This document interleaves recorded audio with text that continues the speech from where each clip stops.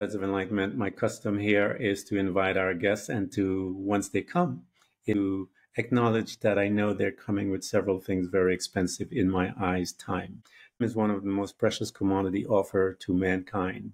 It's such a beautiful thing that we each have 24 hours, so we cannot say this person has more than that. And so what you do with time, how you respect and honor time, will tell us a lot about who you are. Other is the journey. The journey has creative power. Why? Because it has created the individual Sarah before us. And so we want to thank her for coming and spending both of these quality, I call it commodities, with us here at Threads of Enlightenment. Sarah, thank you so much for coming. Ken, thank you so much for inviting me. I'm really excited to be here today. It's an honor. One of the things that I tell people that everyone that presents is a servant, but it is a creative servant. That servant created their current state that they're in.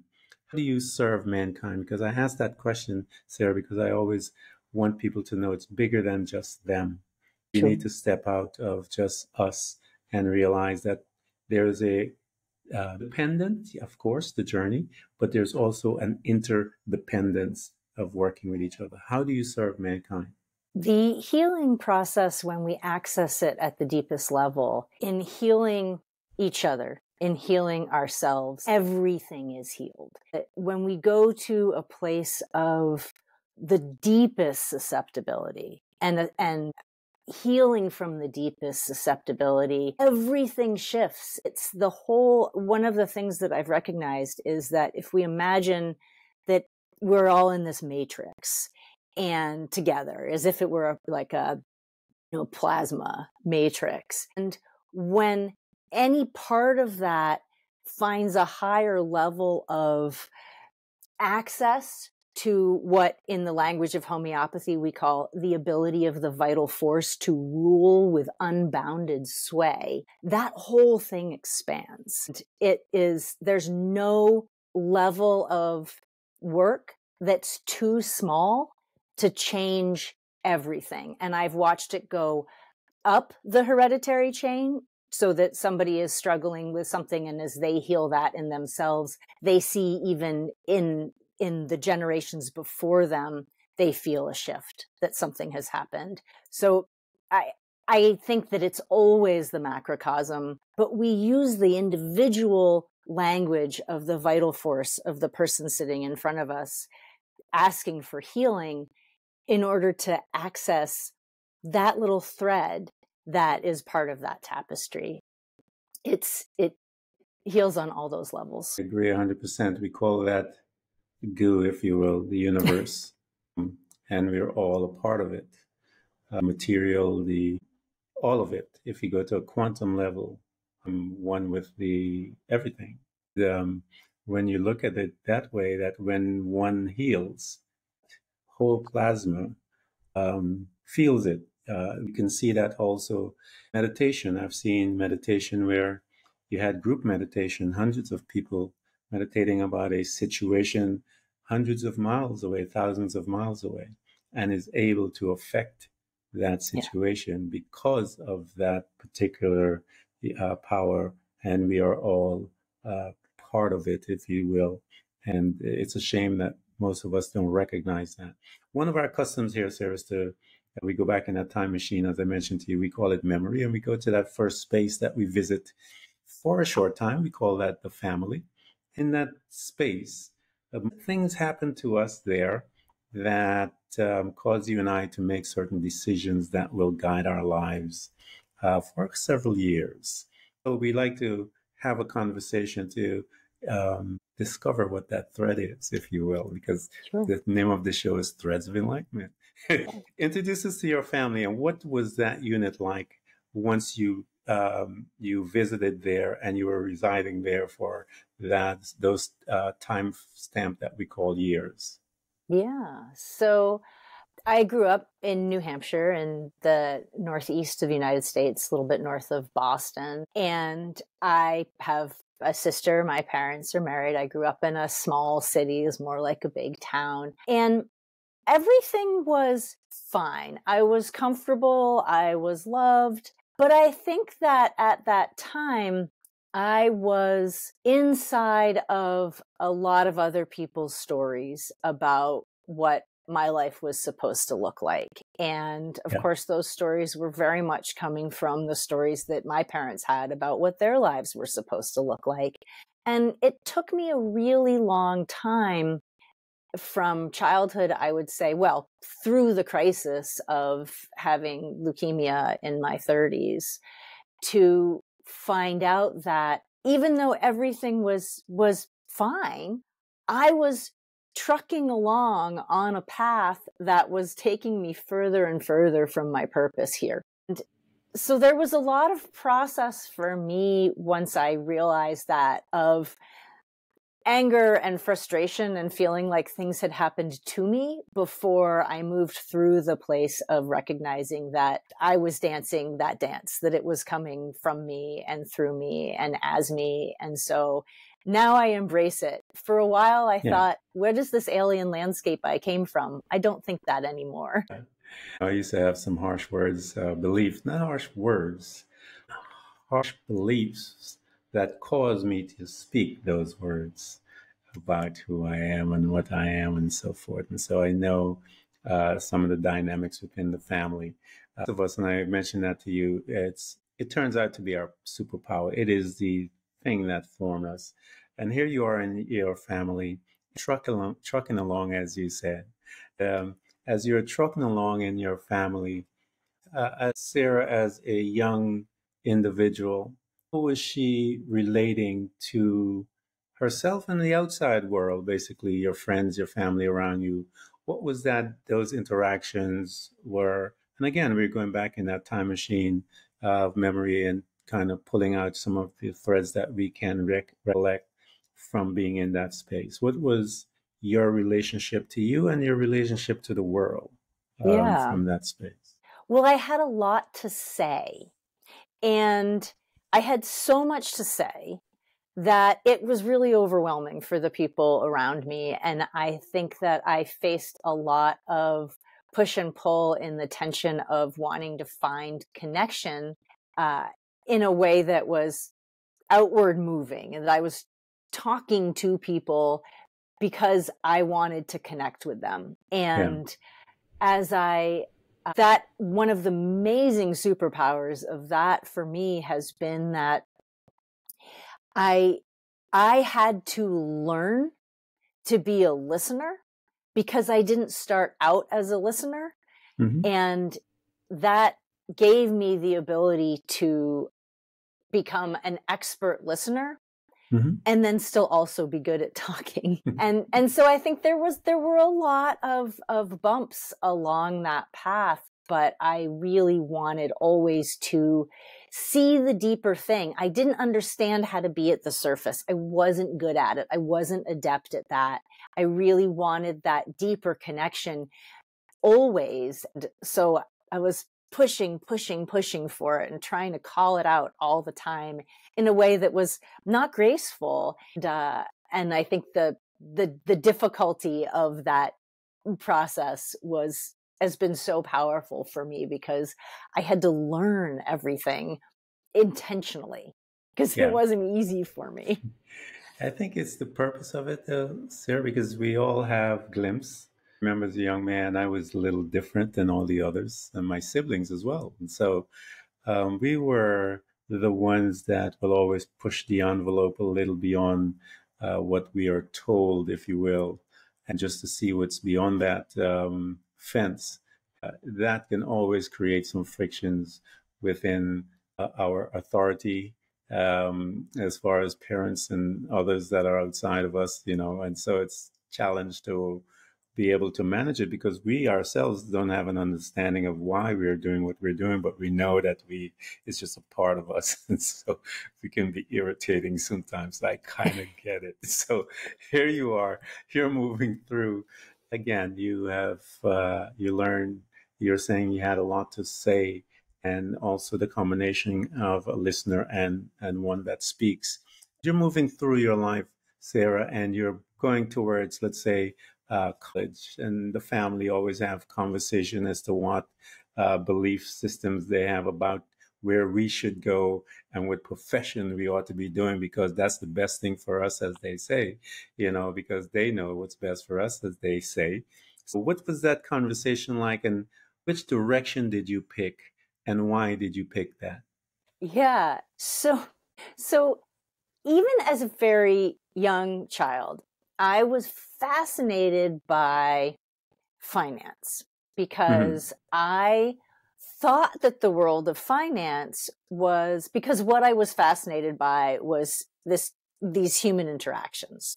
Yeah. And I thought that the world of finance was this environment that was almost a laboratory for how human interactions work. And I had a single-minded focus on finance. And I went into finance. I worked as an equity analyst right out of college and was immediately miserable. I hated it because it wasn't any of that at all. It wasn't the thing that I was passionate about, which was how are people making the choices that they're making, and why, and what leads to these different directions. And so I had this complete crisis with it, left the industry entirely, went into horticulture for a few years. And then I had children, and then I stayed home with my babies, and then I got catastrophically sick for a while. And that's my story arc. But yeah, so I started out absolutely on the direction of I was going to go into finance, and this was going to be my life, and I was going to work on Wall Street in New York City. And that is not at all where I belonged. And it took me 25 years to figure that out. How old were you, Sarah, when that belief jumped into you about finances? Do you remember how old you were, and what was it that caused that, that desire to go there? Yeah, so I remember being about 8 years old and there was a TV show that my parents would watch on Friday nights. And it was called Wall Street Week with Louis Rukeyser. It was on public television in the US. I thought I didn't really realize that the people on the show were actually actors. I was seeing this glamorous picture, and there were always these women who were self-possessed and in charge and glamorous, and they had this clarity and authority. And I saw this on the TV, and I thought, this is all the things. I can use my intelligence. I can use my insight. I can use my inquiry. I can use my analytical skills. I can use my big picture understanding of why people are doing what they're doing. And I can have this outward movement in the world of also some of this glamour. And so as an 8-year-old girl, that seemed like all the things. And that is which it wasn't. I love that, because it's really, and I have been within the last several months, I've been on this stream to educate people about the natural world will always push us to get a job.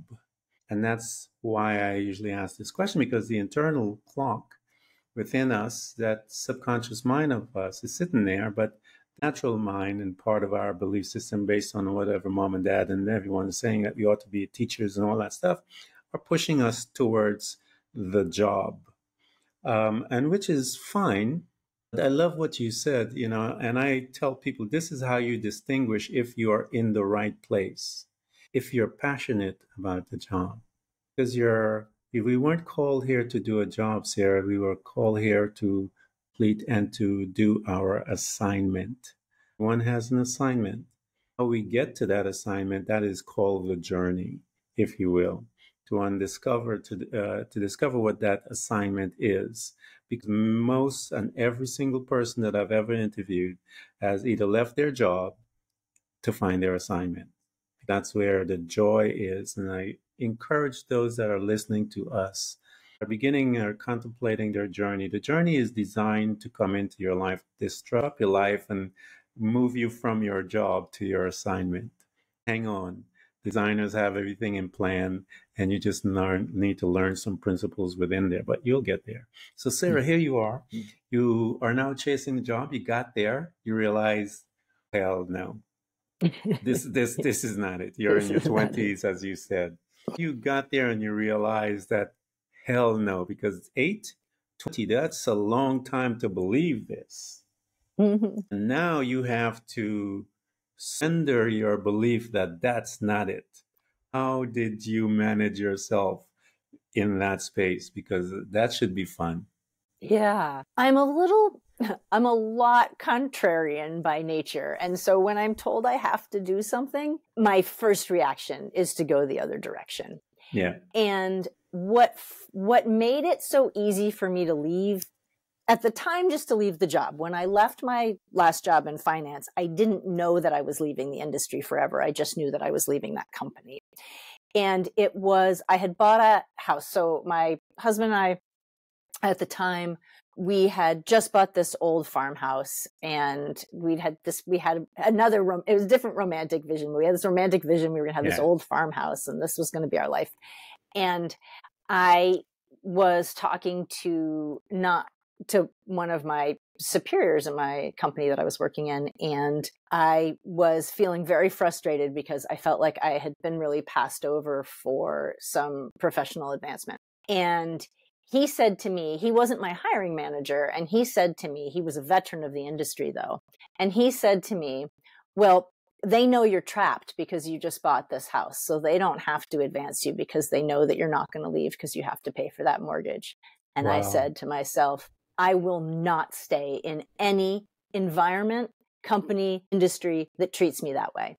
So that was actually a really easy decision. But when I left that job, I then had this idea that I would stay in the industry and I would find a better company. But when I went out to interview, it was, well, I can tell that you know from the way that you talk that when you are trying to put your square peg into a round hole, it doesn't resonate. You can't come across. So it was terrible. I would go out and try to have these interviews and it felt like cardboard. It felt like chewing cardboard. Yeah. And I thought, okay, I just don't belong here. And I don't know what that means. And my husband at the time was able to pay our bills, but we were not affluent. I mean, it was work to pay those bills. We had definitely bought this house. And I said, okay, I'm just going to take this season off and see what happens when we get to where it starts to feel uncomfortable financially. And if I have to just go get a job, I'll go get a job.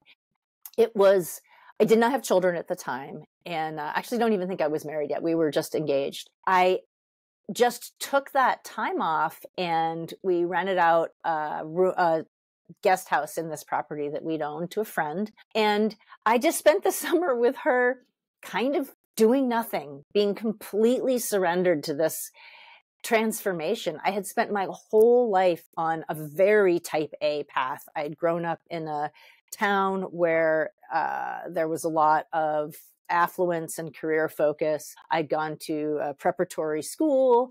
I had gone to college with this vision of my goals in life. And so it was really the first time in my whole life that I had completely let go of the idea that I was going somewhere. And it was actually wonderful. And then I thought, well, I'll just get a job at a plant nursery. And so initially I just went to do something that felt different and fun and with my hands. The actual transformation from this was the path I'm on to what is the path I belong on started whatever that was, 3/24 when I quit that job. I would say that I didn't complete that transformation until I was practicing as a homeopath in my early 40s. It's never I tell people personal growth is not a sprint. Buckle up. Just it's life. It is life, period. And I try to make them aware that it's that way because you are such a incredible being that it'll take this lifetime and probably more to understand who you are. One of the things that I tell people, because we try to uncover the programmings, the traumas that we uncover, and we have some. I believe most of us, all of us have trauma. I believe that's the top layer of our trauma that we discover quickly. And even though it's painful, discover that. I believe here is a being coming into this plane. I believe we're coming with trauma. I believe that when we are in mom's womb, we're being traumatized there too, because mom and dad, because we are energy as well, based on their energetic relationship, um, what kind of arguments or whatever they're doing, and the culture between mom and dad, grandparents, the music, everything, that child is being programmed in that womb. And when that child comes out, it's not just the other trauma that we get from our relationship with mom and dad, from all of those other program traumas that are there residing that we don't know about, Sarah, until we start moving through life. And you get past one, you're like, and then something happened and another will come, you're like, ooh, I didn't know that was there, but I see it. I sense that it was there, but I didn't know. So here you are, Sarah. That's a big switch. Who had that time off, you and your friend? Or some of those conversations that you were having? Because here's a type A personality to be in that other space. I'm sure that was a little taxing in some degree because of your programming of that type A versus now you're just hanging out with your friends. Yeah. With your friend. That's metrically opposite programming. Well, and what I discovered, and I think it took me a long time, I know that it took me a long time to put this into words, but what I discovered is that I am not type A at all. And so that way of being very fluid, very in process, very diffuse is much more in alignment with who I am. So it was just an incredible relief. Mm-hmm. But at the same time, there was, I think, a little bit of underlying anxiety. And the nature of that anxiety was, is there something wrong with moving through the world this way? Yeah. Because nothing about the people I was raised by or the world I was raised in supported moving through life in this diffuse and fluid way. Yeah. That is much more who I am. I mean, really, my work is to take that and then channel it productively as opposed to forcing this armature onto everything, which is what I was trying to do. So that's what it felt like. Once you got there and you got this new job, as you stated, and that's a different mentality. It's a different approach to thinking. As you began to move in that space, what did you begin to notice happening to you, Sarah, as you are now switched from this type A that you're not? You're now exploring this other aspect of yourself. You were there and you started beginning your journey in that aspect. Did you notice about you playing it in the dirt, if you will, with all these different things? One of the things that I noticed, so my experience at the time was of feeling, there were certainly financial concerns. And so that was there. But at the same time, I felt much more in charge of myself. I was very clear that I was not going to submit to a dynamic where I felt like somebody was jerking me around and that I was going to be my own authority. The flip side of that, and I recognized this later, and it was a question of a maturity that I didn't have that I like to think I have now, but who knows, which was that I was also a terrible employee. And the way that I was a terrible employee was not that I didn't work hard. It wasn't that I didn't show up. It was that I was always challenging and second guessing and knowing better and not just throwing myself into how can I be my own best person in this place that I'm in and maximize the opportunity to be in service here. I was always focused on, what can I fix? What can I fix? What can I fix? Everyone else isn't doing it right. What can I fix? And I know, and so I love that I went through that, because it helped me realize something that I would have loved to have learned as a teenager, how to be fully present and fully in service, and not just always challenging everyone all the time.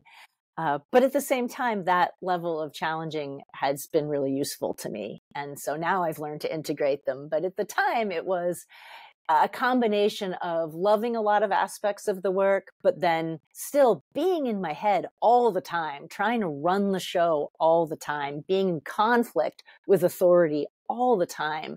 And so I really connect with people who have trouble with authority, because I get it. I totally get it. So that's kind of where I went with all of that. I think the aspect of a teenager having the insight of being present, don't get it as a teenager. Yeah, well, I certainly didn't. I didn't get My that kids seem to much more than I do, that's for sure. I think because we kind of, since we are exposed to the personal development process and all that stuff, we kind of instill it into our kids, and they progress a little faster than us. Because I knew I was in my 40s and 50s when I didn't know anything about being present, and I was pouring everything I learned into my kids, and they were in their teens and 20s, and they came out so much better than I did. And I guess that's the better purpose, right? Yeah, I think that's the whole process and why. But there you are as you begin this new journey, and you're moving through, and you are still exhibiting some of the type A personality within that space as the job. Absolutely. And you're moving through that again. When you look back in that time frame, and you're now out from there, per se, if you will, looking back, Sarah, what did you see yourself learning as an individual, coming out, recognizing that, you were applying brute force in a china shop, as they say? Yeah. Well, later I came to understand that no matter where I went, I was going to be perpetuating the same pattern until I accessed the key in myself. And how did you, Sarah, pardon me, how did you begin to recognize that? Being in that, what was happening in your life that you started to begin to excavate that and recognize, wait a minute, I'm the common denominator I'm the common denominator here. Well, it was when my first child was born. So my elder child, who just turned 18, when he was born, I was still working. At that time then, I was working I was doing both garden installation and some nursery work. So I was in that horticulture world in a couple of different places. And I had this idea that, well, this kind of work, this is great. I'm just going to put the baby on my back and I'm going to continue to work. I had a vision of what life was supposed to look like with a baby living in my crunchy rural, at this time now I was in Maine, which is geographically almost the same as New Hampshire, where I grew up. And so I was just going to be doing my thing with the baby on my back. And I had this idea. And then I was always planning on homeschooling and having my children be at home. And it was all going to be totally integrated. But it was all a story in my head that did not involve this actual little human being who had come into the world with his own path and purpose. And when I was then confronted with having a baby who did not at all want to move through the world that way, I was extremely fortunate. I was extremely fortunate about two things very early on. One was that when I got pregnant, a dear friend introduced me to a midwife, and I was able to have my babies at home and be completely out of everything about that system from the beginning with my babies. And the other was that when my older child was really little and was awake all night and colicky and crying and I was losing my mind, I found a group of veteran moms who pointed me to, among other things, the work of Byron Katie, who's a spiritual leader, but her view of the world, she has a tool that allows you to recognize that everything is your own story, and that whatever everybody else and everything else in the world is doing is exactly what they are and it is supposed to be doing. And my job was to just figure out where I was supposed to be. And so, because I knew that my infant child was not trying to upset me or keep me awake at night, that he was just trying to get his own needs met, I entered deeply into this process of self-exploration because I knew I wanted to be a different kind of mother. And I have a concept that I now call the ancestral dump truck, but I didn't have that framework then. But because I wanted to do this right, I knew it was the most important thing I was ever going to do. I threw myself into it like it was this little person in front of me was the most powerful and wise and brutal spiritual teacher I was ever going to have. And I let him transform me. And that's when I realized that I had been the architect of all of my problems. And it wasn't my fault per se, because I'd come in with a bunch of stuff in the back of the ancestral dump truck, but it was within my power to start to excavate that and to, take the wheel a little bit. That was really the thing that turned my life around, was when my first child was born. And I thought, I'm going to do this right. And I don't know how. And I'm going to surrender to the knowledge that I don't know how. And I'm going to sit at the feet of this master, and I'm going to learn. I find, Sarah, one of the things, and it's a beautiful picture that you use as to your son being that master and that teacher. And this picture about ancestral things that follow us. I believe that every family carries that ancestral genes, and there's always someone in that family that will have an opportunity to do some shifting, as we talked about early, that when that shifting happens in you, it can affect many of the other generation, because the shifting in the previous generation affected you. And so I think I think every family member has one that has the opportunity to do some shifting, if you will. So as you move through life, Sarah, and you begin to recognize that it's you, and you begin to see some of those things, what were some of those tools that we have out there in the world that you began to bring into your space to assist you to become even more centered and aware and progress in your life as this individual now that is noticing a few things about her as her master is excavating them and bringing them in front of her face? Yeah.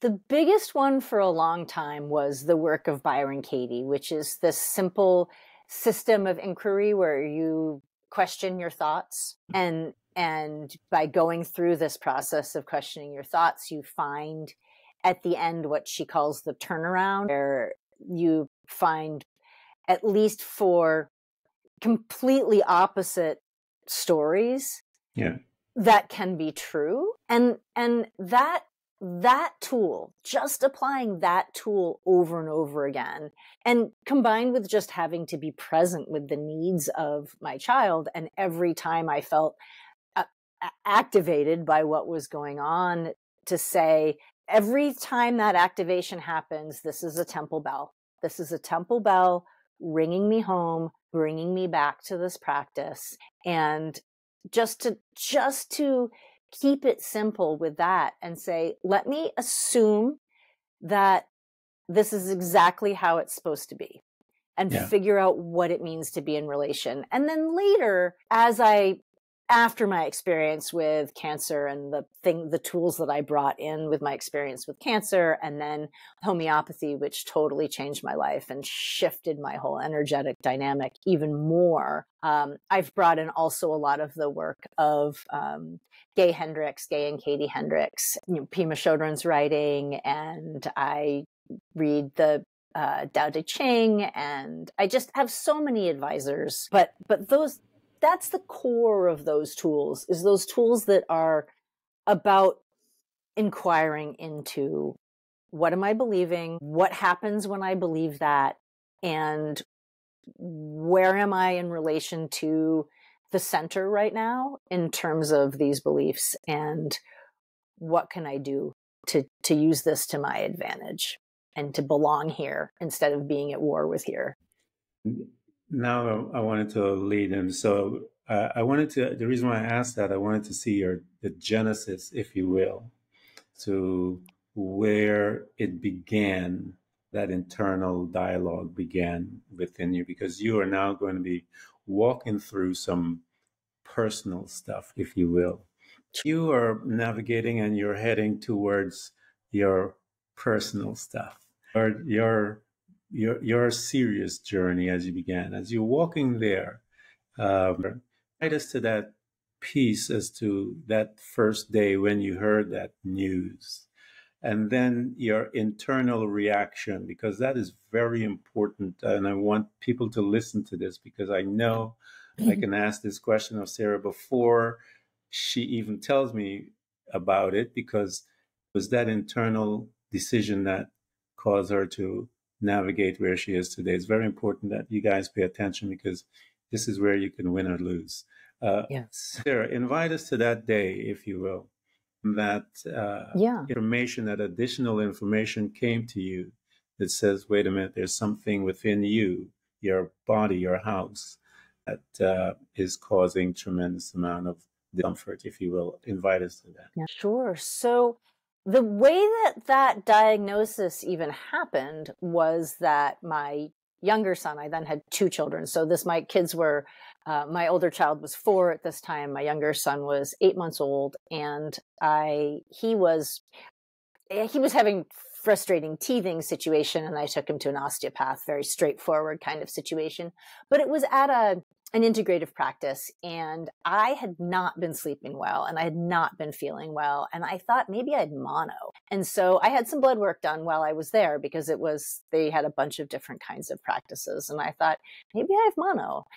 And then I get this phone call, and they said, we'd like you to come in, you don't have mono. And I pushed on that, and I said, well, what's wrong? What do I need to do? And they said, we think you have leukemia. And my first reaction to that was to say, okay, thank you for that information. I'm going to go sit with that and figure out what to do. And they were in this paradigm of urgency. We need you to come in right now. We want you to go to the hospital through the ER. That's like a straight to inpatient. Do not pass go. These numbers are very, very scary to us. You should be in a panic about this. That was not my reaction. My first reaction was to say, okay, I'm going to go figure this out. Thank you for that information. And that's the contrarian in me. That wasn't some deeply centered identity as much as it was, you're telling me I have to do this, and so I'm not going to. But when I did that, so I had that reaction. And then I was stunned for a while. I initially, my belief was, I'm going to figure this out. I'm going to figure this out naturally. I'm going to do this without going into the medical system. But the reason that I had that bias was because I had a story about myself and the way that I move through the world, which involved, I don't go into the medical system. I never had been afraid of cancer, but I always had, and I was very naturally minded, and we're living in the country and our lifestyle was so organic. And I thought, but I also had this story, well, if I got diagnosed with cancer, I'd never do chemo. I'd do an alternative. I'd be fine. These people are all wrong. And so that was a story I was inhabiting. It was my identity. It wasn't a question of having a clarity of understanding about the heart of healing. It was an oppositional thing. I'm not going to. And so, of course, after a week of trying to figure this out myself, and what do you do for leukemia, and trying to pull all these resources together, and having conversation, I actually met a lovely oncologist who's probably most of the reason that I made the decision that I made, because he was a very rare breed of oncologist. He's a Catholic doctor at a Catholic hospital. And he said, you're in charge of this, and I don't want you to do anything you don't want to do. I trust that you know your body better than I do, but here's what I see. And here's what I think would be the right thing to do based on my expertise. And so that was a very non-threatening way to invite me to consider this possibility. And it was when I sat down at the dinner table, and I've got these young children, a baby who's still nursing, and my husband, and I was still kind of having this arrogance, like, well, I'm not going to let this beat me. I'm not going to let this kill me. And my husband broke down, and he turned to me with tears in his eyes, and he said, can you promise me that? And I thought, who am I doing this for? Is this my story of my ego, or am I going to surrender to what I'm supposed to do right now and take responsibility for the deeper journey here?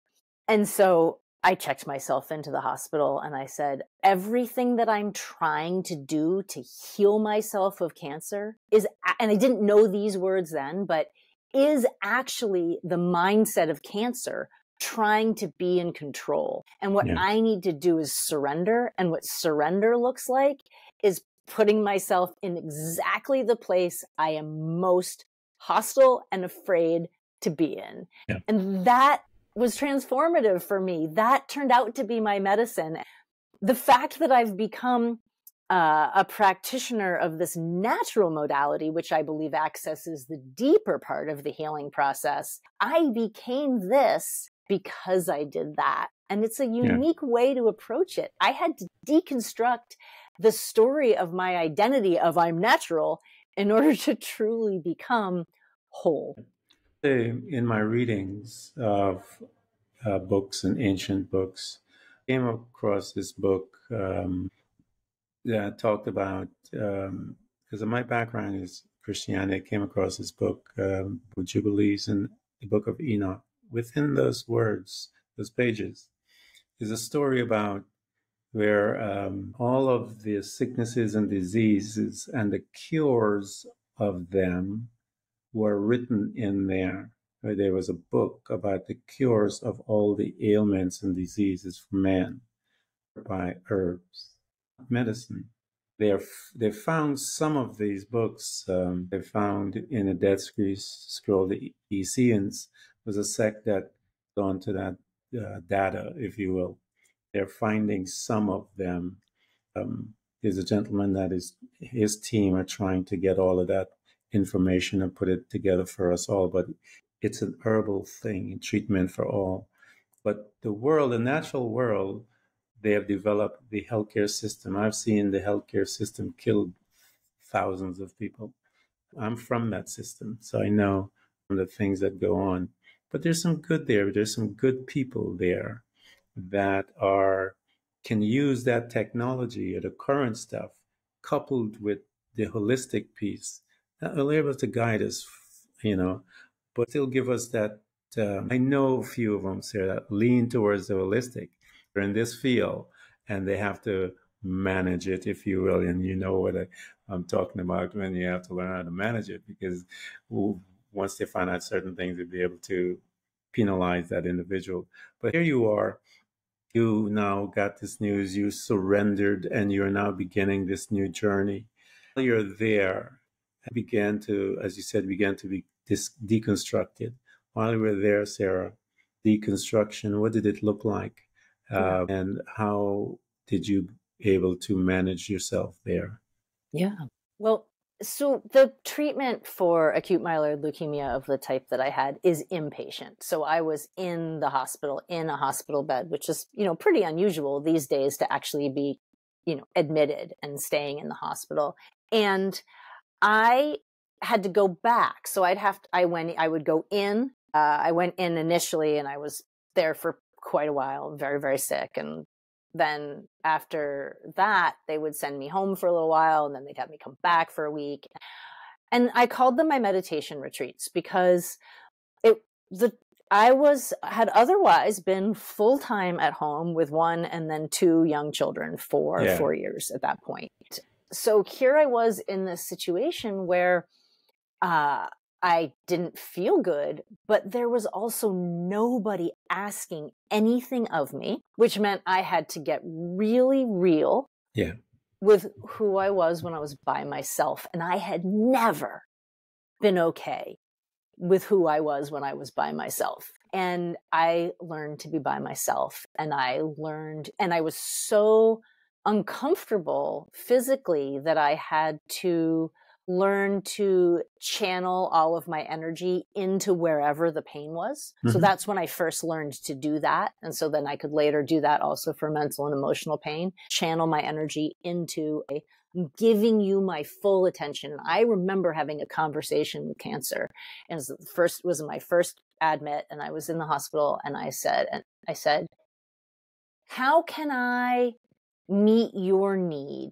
What is your need here with me that I can address so that we both can move on from this without it being the end of my life? And I would just sit with that question. And if I had the cognitive ability to read, I would read, there was a book I read by Louis Mail-Madrona called Narrative Healing that was about the way in which we can find healing through our stories. But a lot of the time I would just lie there and I would just ask this question without looking for an answer. What is it you're asking of me? How can I meet your need? In the same way that you would ask of a child. How can I understand what your need is when you don't have the language to tell me? And that was my process. That was my process for months and months and months. And it gave me the ability to do that.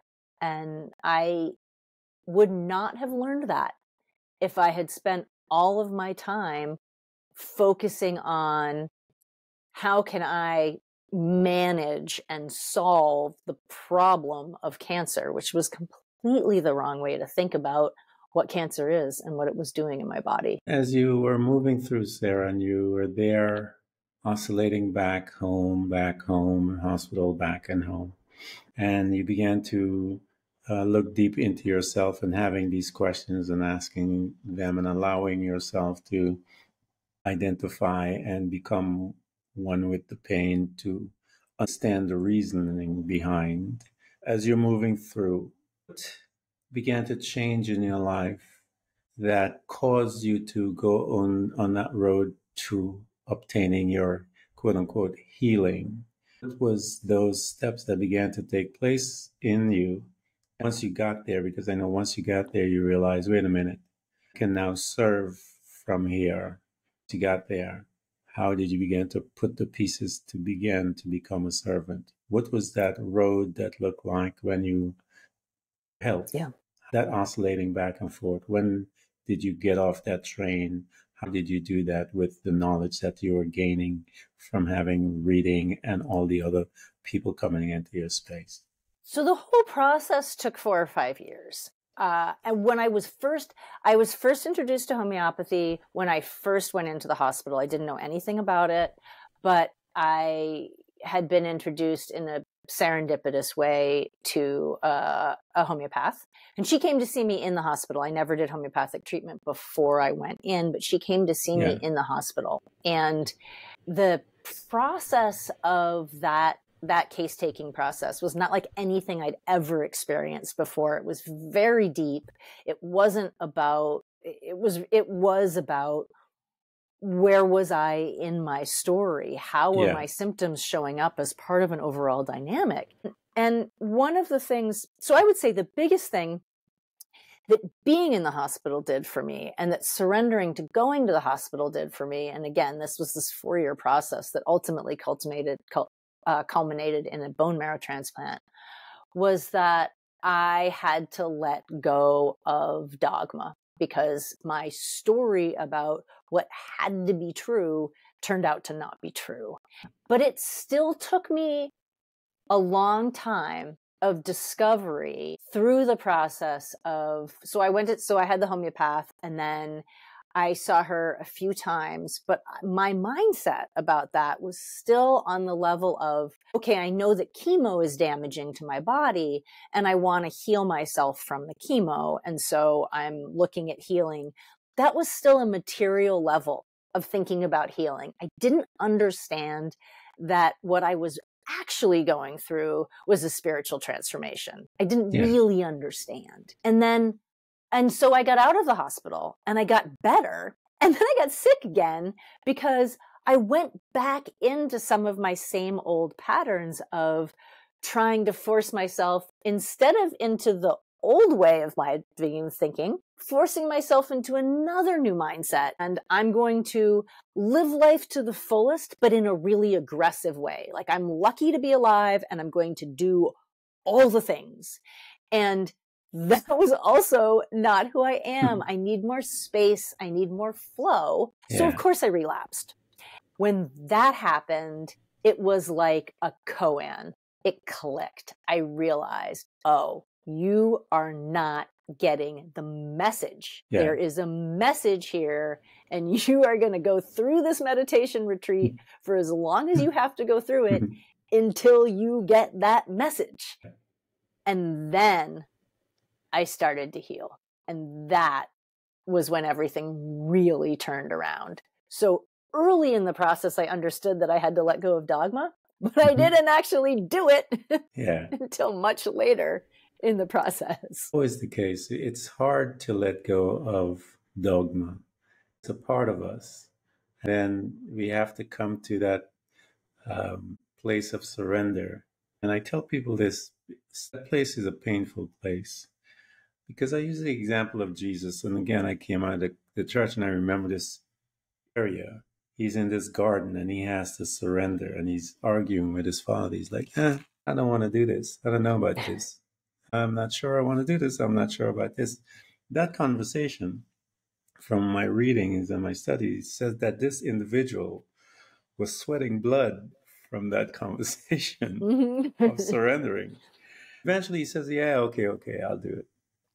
Of us has come to a space by which we are sweating blood. I've never sweat blood where I put my hand and see it, but I could testify of some of the pain, but not like that. That place is an interesting place, I think, Sarah. A lot of our power is from there. It's from that area of surrendering that went to die and change the world. All of us have to come to that place of surrendering. And when we get there, I believe everything lies there, Sarah. I really do. I think our peace, our healing, strength, we live right there. And so once we get there, an introduction to ourselves as to who we are and the assignment that we have to do. And I think that surrendering is important because it does really truly lead us to our assignment to get accomplish what we need to do. So here you are, got it. And you stated that your healing began to take place. Now your healing has taken place and you're looking at yourself. Did you see? And how did you react to that seeing, if you will? Yeah. And I think I realized this fairly early, but I didn't fully form the narrative around it. I remember crying on the way to the hospital in gratitude when I was very first admitting myself. On some level, I remember that I knew this was a gift. I really did. And when you think about, the story of Jesus, and even still, Jesus, he's on the cross, and still in that moment, again, he thinks he's been forsaken. Yeah. And when you realize we're never forsaken, there's this supernova that goes off. I came to understand that what I think of as the shamanic journey. And when I did work with the Karo shamans, there's a framework for Karo shamanism, but that is powerful and meaningful. Yeah. But for me, the shamanic journey, the way I understand it is, and Jesus certainly went through a shamanic journey. The Buddha went through a shamanic journey. When you travel in the dark, when I think of the ancestral dump truck, that it's like you come in with a certain amount of stuff in the ancestral dump truck, and then it's a big, heavy truck. Over the course of your life, you're putting your own stuff into it. And as you say, certain generations, certain person, whatever time, and I was fortunate enough that was me, that truck hits the curb. And when that happens, that whole load keeps moving and you're buried. And now you're shoveling out because you got to get out of the cab. And that trip in the dark, that is where we gain our wisdom. It's the greatest gift we can receive, is to travel in the dark without knowing whether or not we're going to get to the other side, and just trusting that we're not forsaken. And that movement in the dark, and then coming out on the other side and finding out what was on the other side. And then, of course, it goes on and on and on. There's no there. Was for me this moment of understanding. If I can be of service, if I could be of service in the world in any way, it would be to have to be a vector, a conduit for the innate wisdom that everyone has access to fall on our knees in gratitude every time we're in pain, because that portal is open and we can step through it. And that is the most powerful, it's like a superpower to be able to move through life with that. And I would not have had that if I hadn't had, I mean, really close, a couple of times for sure. I may not survive this kind of moments. And that I had to go to that place to be like, have I been forsaken? And to find out that no, we're never forsaken. I had to answer that question. Someone on a podcast that I had, he said about being forsaken. And I said, you're not forsaken. You may think so. You may even come to a place where you may believe so. That's not the truth. It is simply where you are. But the truth is you are not. And that's a powerful to be. You talked about the dumps. All of those places are powerful places. And all of you who are listening to this conversation with Sarah and I, and you may have received that news in your life, that life-changing news. Someone that received those life-changing news as well. And she has a story as to her way out. And that's why Threads of Enlightenment exists, because I want to show that there is a way out.